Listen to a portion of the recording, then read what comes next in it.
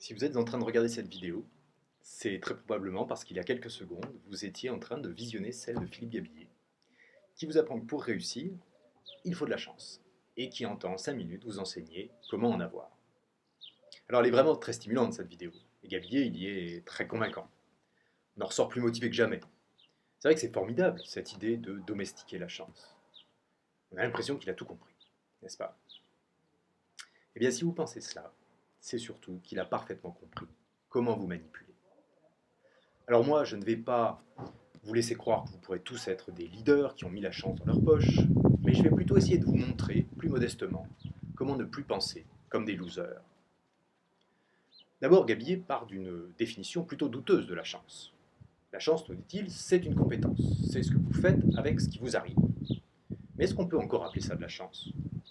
Quand vous dites de quelqu'un, un collègue, un ami, par exemple, qu'il a eu de la chance, ou de la malchance d'ailleurs, c'est parce qu'il est responsable de ce qui lui arrive, ou au contraire parce que vous jugez que ça ne dépendait pas de lui, et qu'il se trouve donc injustement favorisé ou défavorisé. La chance, justement, par définition, c'est injuste. Ça ne se mérite pas. Ça arrive à celui qui ne le méritait pas. Sinon, c'est plus de la chance, c'est du mérite. Et le mérite, à la différence de la chance, là oui, ça se construit. Et ça vaut la peine de réfléchir à comment l'augmenter. Comment confondre l'un et l'autre? Pourtant, Gabillier soutient, lui, que la chance, ça se travaille, que c'est quelque chose que l'on favorise et que l'on crée.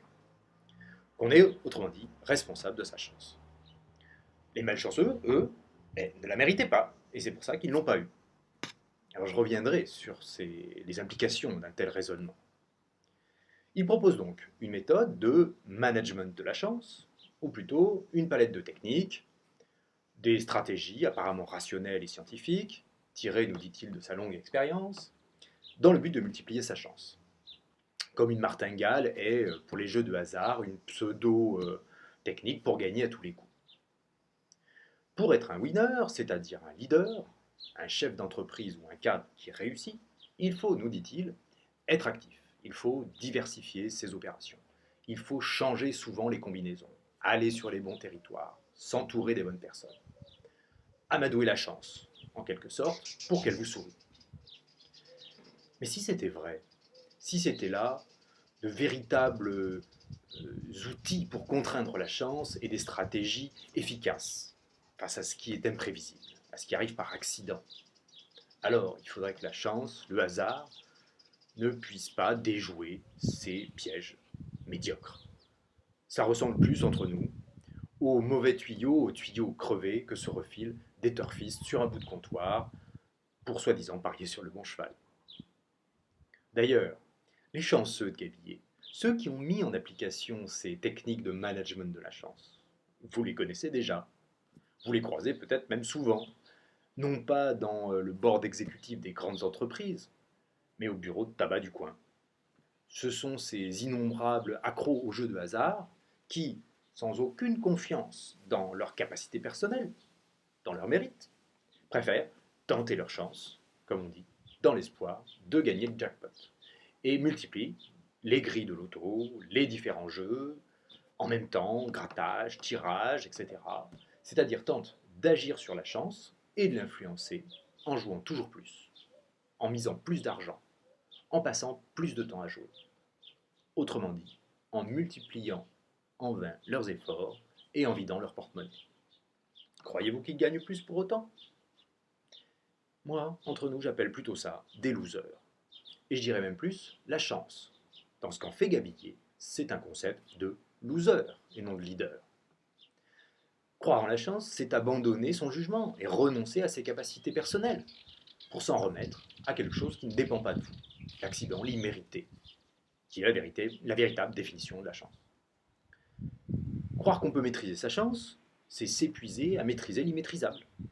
C'est se donner l'illusion d'un pouvoir, celui de pouvoir contrôler ce qui n'est pas contrôlable. C'est jouer, si vous voulez, deux grilles de loto, parce que c'est vrai, vous avez alors 2 fois plus de chances de gagner. Mais est-ce que c'est vraiment une stratégie responsable et raisonnable pour devenir riche, par exemple, ou pour réussir, tout simplement? Vous la conseilleriez à un jeune qui a de l'ambition? Pourtant, c'est ce que fait Gabillet à ses étudiants. Alors, comment celui-ci, professeur, nous dit-on, dans les plus grandes écoles de commerce, peut-il confondre, ou en tout cas faire passer, ces techniques de loser pour le comportement optimal du leader? C'est que Gabillet, il n'a pas ici l'objectif d'enseigner, mais celui de vous impressionner. Et qu'il trahit complètement, ce faisant, sa mission d'enseignant, pour laisser parler à la place son charisme de communicant. Parce qu'un bon enseignant, c'est quoi? C'est quelqu'un qui est chargé d'une mission émancipatrice, c'est-à-dire qui est chargé d'apprendre aux autres à penser par eux-mêmes, à démasquer les fausses promesses et les illusions. Or, ce que Gabillet cherche à faire ici, au contraire, c'est à vous soumettre à un discours de séduction, un discours pseudo-magique, pour qui, en définitive, la vérité, la cohérence, importe moins que l'adhésion aux propos.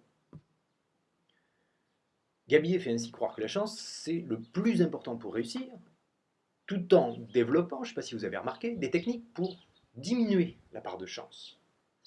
Autrement dit, c'est un grand écart absolument impossible, absolument intenable. Et c'est bien pour ça que Gabillet est ici un magicien et non un professeur, qui tient plus à la limite du gourou, qu'il est un grand manipulateur. Gabillet, donc, cherche à faire confondre la croyance avec le savoir. Pire, il fait passer la croyance et les actes inspirés par la crédulité pour du savoir et des actes rationnels. Mais alors bien sûr, il est plus séduisant de croire qu'on va devenir chanceux que de savoir qu'il faut compter avec l'imprévisible et l'accidentel. Il est plus agréable de s'entendre dire, bien plus agréable, de s'entendre dire qu'on va gagner, apprendre à gagner au loto, plutôt que de devoir se contenter du mince espoir, mais réel, celui-là, de tomber par hasard sur la bonne combinaison. Et c'est pour cela qu'on aime ce que Gabillet glisse à notre oreille. Et c'est pour ça qu'on aime celui qui nous le dit. Mais il y a un dernier problème avec la conception de la chance de Gabillet, dans son opération de séduction, et autrement plus grave que son petit numéro d'illusionniste.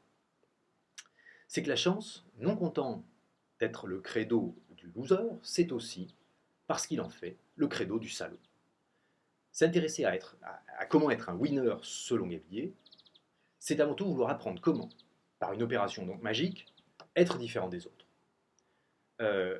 Ces autres qui ne seront pas favorisés et resteront des malchanceux. Et il y a là derrière toute une conception évidemment détestable du monde du business et du management, ce que j'appellerais une éthique du salaud. Croire que l'on n'est pas égaux, que l'on est plus malin que les autres et que l'on va se détacher d'eux, les laisser derrière, qu'on appartient aux heureux élus par rapport à la masse des médiocres, c'est l'éthique libérale dans sa version la moins généreuse et la plus carnassière. Ceux qui ne méritent pas la chance sont ceux qui ne vous méritent pas, ceux que vous pouvez donc mépriser, à la limite, écraser. Parce que derrière cette petite apologie de la chance, il y a quoi? Il y a la véritable éthique du leader et du manager. Fais de l'argent, gagne, sois plus malin que les autres, sache t'entourer des bonnes personnes, aide-les parce qu'en les aidant, eh bien en fait tu ne les aides pas vraiment, tu les aides juste à t'aider et donc tu travailles pour toi, tu seras leur leader. La chance, autrement dit, travestie ici en un vulgaire et injustifiable opportunisme.